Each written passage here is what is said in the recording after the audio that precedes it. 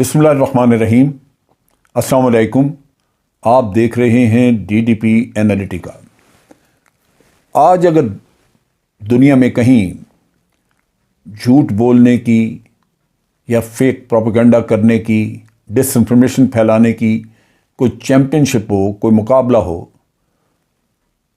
تو میں پورے وثوق کے ساتھ کہہ سکتا ہوں کہ بھارت چیمپئن کہلائے گا، بھارت کو ٹرافی دی جائے گی۔ اس کی وجہ یہ ہے کہ یہاں پہ جھوٹ میں، اس سارے کھیل میں حکومت، افواج ان کا میڈیا اور مختلف ادارے، وہ سب شریک ہیں، ایک پیج پہ ہیں۔ آپ دیکھیے کہ میں چند واقعات کا ذکر کروں گا۔ سرجیکل سٹرائک کا قصہ آیا، سراسر جھوٹ۔ اگلے دن ہی پاکستان نے سب لوگوں کو لے جا کے، ایمبیسیز کے لوگ تھے جن میں ڈیفنس اٹیچی بھی موجود تھے اور بھی، لیکن وہاں کوئی سرجیکل سٹرائک نہیں تھی۔ جا کے دیکھا، وہاں سے لوگوں نے اپنے پروگرام نشر کیے۔ پھر آپ بعد میں دیکھ لیں کہ ابھی نندن کا قصہ ہوا۔ اب پوری دنیا کہہ رہی ہے کہ کوئی F-16 نہیں گرایا گیا، ہم نے جا کے کاؤنٹنگ کر لی پورے، لیکن بھارت ہے کہ ابھی نندن کو انعام پہ انعام، اس پہ ایک ایوارڈ، پھر دوسرا، پھر تیسرا ایوارڈ دے چکے ہیں، پروموشن بھی اس کی کر چکے ہیں۔ اب یہ کوئی ایسی چیز نہیں ہے جو کوئی چھپی ہوئی ہے۔ ابھی نندن کا قصہ ہے کہ اس نے کوئی F-16 نہیں گرایا، ہمیں پتہ ہے پاکستان کو، اس وجہ سے کہ اس کے چاروں میزائل بھی یہاں پہ ہیں اور ہمارے جہاز بھی سارے پورے ہیں۔ یہ چیز جو ہے، یہ انڈین ایئر فورس اور ان کے چیف کو بھی پتہ ہے کہ کوئی F-16 نہیں گرایا گیا۔ یہ قصہ منسٹری آف ڈیفنس کو بھی پتہ ہے، بھارت کے وزیر اعظم، پوری ان کے وزیر دفاع کو پتہ ہے کہ کوئی F-16 نہیں گرایا گیا، اور باقی دنیا کو تو پتہ ہی ہے۔ آپ کو پتہ ہے کہ مغربی دنیا، امریکہ وغیرہ، وہ بار بار کہتے ہیں کہ ہم نے ان کی انوینٹری چیک کر لی ہے۔ سب سے بڑی بات یہ ہے کہ خود ابھی نندن کو پتہ ہے کہ اس نے کوئی ایسا کام نہیں کیا، لیکن وہ بیچارہ کیا کرے، وہ شرمندہ جا کے تو ایوارڈ ریسیو کر لیتا ہے، اور پھر ایک نہیں، دو نہیں، تین۔ اپنے گھر میں جب وہ ایوارڈ لے کے جاتا ہوگا تو لازماً آپس میں جب بات چیت ہوتی ہوگی تو شرم تو آتی ہوگی۔ لیکن اصل چیز یہ ہے کہ جب حکومت، ادارے، افواج، وہ سب اس کھیل میں شامل ہو، میڈیا شامل ہو، اور ان کے صرف ایک ہی قصہ، ایک ہی سوچ ہو کہ سچ کو اپنے عوام تک نہیں پہنچنے دینا تاکہ ہمارا ووٹ بینک خراب نہ ہو، باقی تو دنیا جو کہتی ہے کہتی رہے۔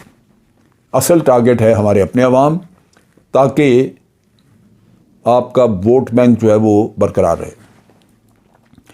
اب ریسنٹ جو انہوں نے جھوٹ پھیلایا اور وہ پکڑا گیا، کیونکہ جھوٹ پکڑا جاتا ہے، یہ بھی بڑا ایک قصہ ہے کہ ہمیشہ سے ہم بچپن سے کہاوت سنتے آئے ہیں کہ جھوٹ کے پاؤں نہیں ہوتے۔ تو وہ ایز اے چائلڈ میں سوچتا تھا یہ پتہ نہیں کیا بات کرتے ہیں، کس چیز پاؤں تو کسی بھی چیز کے نہیں ہوتے، لیکن کہنے کا اس ساری کہاوت کا مسئلہ یہ تھا کہ باقی کوئی آپ بات کرتے ہیں، کوئی ہیرا پھیری، وہ شاید چل جائے، آپ کی ہیرا پھیری کامیاب ہو جائے، لیکن جھوٹ چل نہیں سکتا۔ اس وجہ سے اس کو چلنے کا، اس ریفرنس کو انہوں نے کنورٹ کر دیا کہ جو اس کے پاؤں نہیں ہوتے، در حقیقت وہ جھوٹ جو ہے وہ اکثر اوقات پکڑا جاتا ہے۔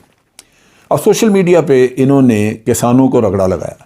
کسان جو ہیں وہ بیچارے احتجاج کر رہے تھے کئی مہینوں سے، گرمی، سردی، دھوپ، بارش، اس میں بیٹھے سڑکوں پہ، اور کسی کو ترس نہیں آیا کہ یہ وہ لوگ جو ہمارے لیے خوراک مہیا کرتے ہیں اس پورے ملک کے لیے، ان کو ہم ذلیل و خوار سڑکوں پہ کر رہے ہیں۔ بجائے اس کے کہ ان کا کوئی مداوع ہوتا، ان کو کوئی ریلیف ملتا، ان لوگوں کو انہوں نے سوشل میڈیا کے ذریعے پبلک میں ان کو ذلیل کرنا شروع کیا۔ بہرحال یہ سارا جو تھا، جو نیٹ ورک وہ پکڑا گیا، اس میں یہ تھا کہ لوگ مقرر کیے ہوئے تھے جو کہ سکھ ہونے کا دعویٰ کرتے تھے اور جعلی اکاؤنٹ بنا رہے تھے، یعنی سکھوں کو ہی سکھوں کے اگینسٹ یوز کرنے کی سازش تھی، اور اس میں پھر وہ بڑے نفرت انگیز قسم کے نظریات کو فروغ دے رہے تھے۔ اس نیٹ ورک میں کوئی 80 کے قریب اکاؤنٹس تھے جن کی نشاندہی کی گئی، ہو سکتا ہے اس سے زیادہ بھی ہوں، لیکن 80 کے قریب وہ ہیں جو پکڑے گئے۔ اب جب چیکنگ ہوئی تو سوشل میڈیا پہ ان سب اکاؤنٹس کی جو پروفائلز تھیں وہ جعلی نکلی، لہٰذا ان کو پھر معطل کیا گیا۔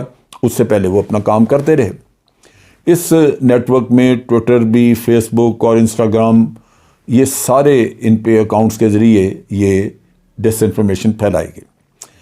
ڈس انفارمیشن بھارت کی مین فیلڈ ہے۔ آپ کو یاد ہوگا کہ یورپین یونین نے بھی ان کا ایک ڈس انفارمیشن کا نیٹ ورک پکڑا تھا جو 15 سال تک یونائٹڈ نیشن کو اور یورپین یونین کو بیوقوف بناتا رہا۔ پاکستان کے خلاف نیریٹو بنائے جاتے تھے تمام جھوٹے، اور ان کو مختلف جگہوں سے مختلف نیٹ ورکس کے ذریعے ان کو مارکیٹ میں پھینکا جاتا تھا تاکہ مختلف سورسز سے ایک ہی انفارمیشن آئے اور لوگ سمجھیں کہ یہ سچ ہے۔ اس نیٹ ورک کے ذریعے ہندو کامپرس جو نظریات ہیں وہ اور انڈین حکومت کی حمایت، اس کے خیالات کو فروغ دیا جاتا تھا، اور جو خالصتان وغیرہ کے قصہ ہے اس کو اجاگر کرتے تھے، اچھالا جاتا تھا کہ یہ در حقیقت یہ سازش ہے۔ جو مصنف بنجمن اسٹریک کا خیال ہے کہ بظاہر اس نیٹ ورک کا مقصد سکھوں کی آزادی، انسانی حقوق، اقدار جیسے عام مسائل پر عوام کی رائے تبدیل کرنا تھا، کیونکہ یہ جو سکھوں کا مسئلہ ہے جو ہم کہتے ہیں کہ جی وہ مانگ رہے ہیں، علیحدہ وطن مانگتے ہیں، اور علیحدہ وطن اسی وجہ سے مانگتے ہیں، خالصتان جیسے وہ کہتے ہیں کہ ان کو بھارت میں انصاف نہیں مل رہا، اور مسلمانوں کو بھی اسی طرح نہیں مل رہا۔ لیکن یہ انصاف کا نہ ملنا جو ہے وہ ایک میجورٹی جو ہندوازم ہے، ہندوتوا جن کے ذہنوں میں بیٹھائی گئی ہے، یہ ان کا وتیرہ ہے کہ وہ سمجھتے ہیں کہ یہ ملک صرف ہندو کا ہے، باقی سب لوگوں کو ہندو کے تابع ہو کے رہنا ہوگا۔ اب یہ جو جعلی اکاؤنٹس کا نیٹ ورک تھا، اس نے خاص طور پہ کسانوں کے احتجاج کو بڑا ذلیل کیا، اور اس کے بارے میں پھیلائی بات کہ یہ خالصتان تحریک ہے، وہ چلا رہے ہیں، ورنہ تو کسانوں کو کوئی تکلیف نہیں ہے۔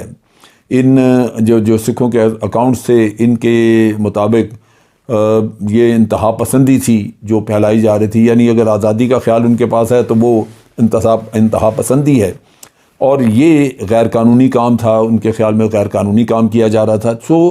اب اور خالصتان کے جو موومنٹ ہے، لوگ ان کو دہشت گرد ہائی جیک کر دہشت گرد اور اس طرح کے ناموں سے نوازا گیا۔